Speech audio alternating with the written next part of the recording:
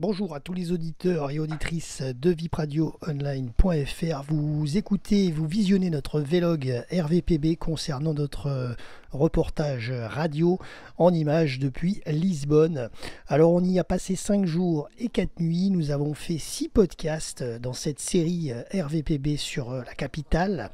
Et aujourd'hui, donc, nous sommes dans ce deuxième podcast dont je vous avais parlé. Il s'agit de Sintra.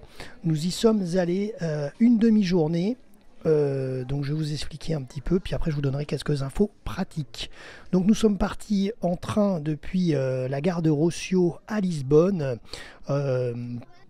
en milieu de matinée, en direction donc de Sintra. Sachez qu'il faut compter environ 40 minutes de train, 40-45 minutes. Vous partez au départ donc depuis le terminus, donc à Rossio, donc vous pouvez être assis sans problème en train. Par contre, sachez qu'à l'arrivée, ça charge tout le long. Et à l'arrivée, c'est une gare bondée à Sintra. 10 minutes environ pour sortir de l'enclos de la gare, plus une grosse pluie pour nous accueillir à l'arrivée. Donc c'était pas très agréable, mais bon, ça c'est les conditions météorologiques, on n'a pas eu le choix. Beaucoup de tuk-tuk, etc. qui veulent vous alpaguer pour vous emmener avec eux. Nous, on a préféré prendre le bus 434 qui vous fait l'aller-retour au Palais de Pena. C'était l'objectif de notre journée, enfin de notre demi-journée, c'était de visiter donc le Palais de Pena, qui est l'un des plus emblématiques de Sintra. Et on a donc payé 8,70 € je crois par adulte à peu près pour faire l'aller-retour au Palais de Pena. Si vous voulez faire plusieurs arrêts, vous pouvez, parce que je vous expliquerai qu'il y a beaucoup de choses à voir à Sintra. Nous on a fait très court, mais voilà. Donc nous on a pris ce bus 434 qui fait un peu le tour de tous les monuments, de toutes les choses emblématiques de Sintra. Donc il est assez très intéressant de prendre ce bus. Voilà. Après une bonne trentaine de minutes de bus, alors on était debout parce que c'était rempli de touristes. Donc nous sommes arrivés au pied du célèbre Palais de Pena.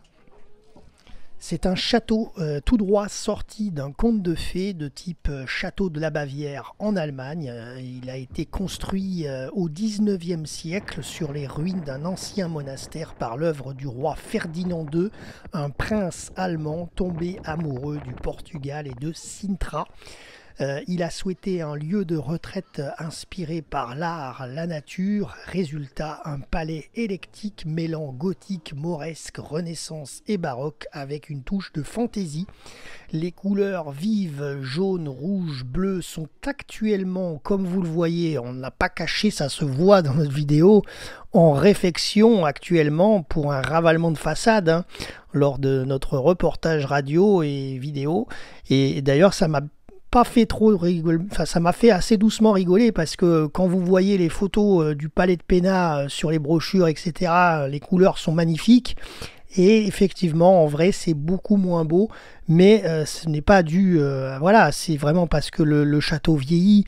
Il est traité pour l'humidité sur les murs, ça se voit. Donc voilà, c'est triste de voir ça comme ça, mais heureusement, il est entretenu. Et d'ailleurs, il y avait les échafaudages, et voilà, il faut le voir comme ça. Il est en pleine réflexion, mais c'est bien parce que ça permet de le restaurer et qu'un jour il redeviendra aussi beau que ce qu'il était il y a quelques années sûrement.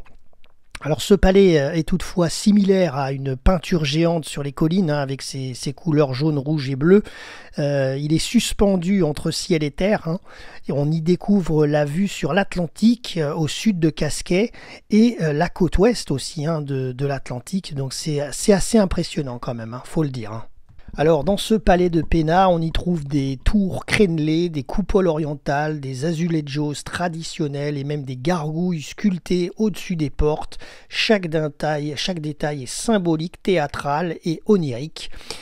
Autour du palais s'étend le parc de Pena, 85 hectares de forêt exotique avec des plantes rares, des ponts romantiques, des points de vue incroyables sur l'océan et sur Lisbonne les jours de temps clair. Alors nous, bien sûr, on avait un temps pourri, beaux coups de pluie.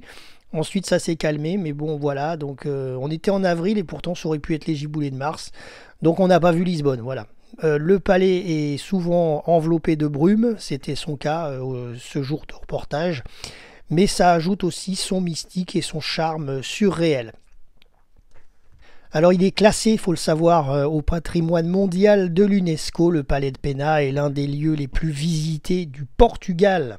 C'est un des symboles de l'époque romantique, mais aussi d'une œuvre d'art. C'est aussi une œuvre d'art vivante où chaque pierre raconte une histoire de rêve, d'amour et d'exil royal. Donc comme je vous dis, ça fait quand même plaisir de le voir en restauration parce qu'on se dit qu'il est entretenu, qu'ils y font attention, ils y prêtent. Et voilà, donc c'est quand même... voilà. C'est un joyau. Voilà.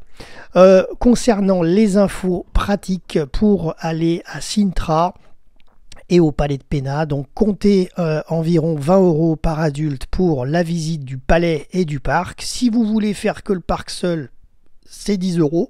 Mais c'est pas intéressant. Personnellement, je pense qu'il vaut mieux faire le palais et le parc. Vous pouvez pas faire que le palais. C'est soit les deux, soit que le parc. Donc faites les deux. Pour une famille, 2 adultes, 2 enfants, il faut compter 65 €. Par contre, petite anecdote, 3 vérifications des tickets lors de notre reportage, quand même. Une vérification à l'entrée du parc, puisque effectivement c'est 10 € pour le parc. Une vérification à l'entrée du château, donc ça c'est pour ceux qui payent comme nous 20 € par adulte. Et ensuite une 3e vérification donc à l'intérieur du château alors qu'on a déjà fait l'entrée. Donc voilà, bon ça c'était la petite anecdote, mais bon. Sinon pas trop de queue, effectivement c'est bien fait parce que comme on a un horaire qui est spécifique, c'est bien organisé. Donc du coup c'est assez fluide. Il n'y a pas beaucoup de queue c'était bien. Autre visite à Sintra possible qui mérite. Donc personnellement je pense que Sintra en vérité il faut y rester une journée complète. Après nous la météo était vraiment très très capricieuse, donc on n'est pas resté plus qu'une demi-journée, c'était ce qu'on avait prévu. Mais voilà, sinon si vous pouvez y rester la journée, vous avez le château des morts qui est magnifique. Vous avez le palais national de Sintra, vous avez un endroit aussi qui est magnifique que nous n'avons pas fait et qu'on peut éventuellement regretter, c'est la Quinta de Regalara. C'est un puits initiatique en spirale, un lieu plein de magie et d'énigmes. Donc si vous pouvez, allez-y à la Quinta de Regalara. Par contre, faut descendre, faut marcher, faut descendre, faut pas avoir peur du vertige. Le palais de Montserrat, le parc naturel de Sintra-Casquet à voir aussi, le couvent dos Capuchos, ancien couvent franciscain dans la Roche. Voilà, en gros, Sintra, franchement, en une journée, vous pouvez même pas tout faire, mais si vous pouvez, essayez d'y rester la journée pour faire plusieurs choses quand même. Voilà, c'est le conseil que je peux vous donner. C'est tout pour ce podcast RVPB, c'était Jérôme pour vipradioonline.fr.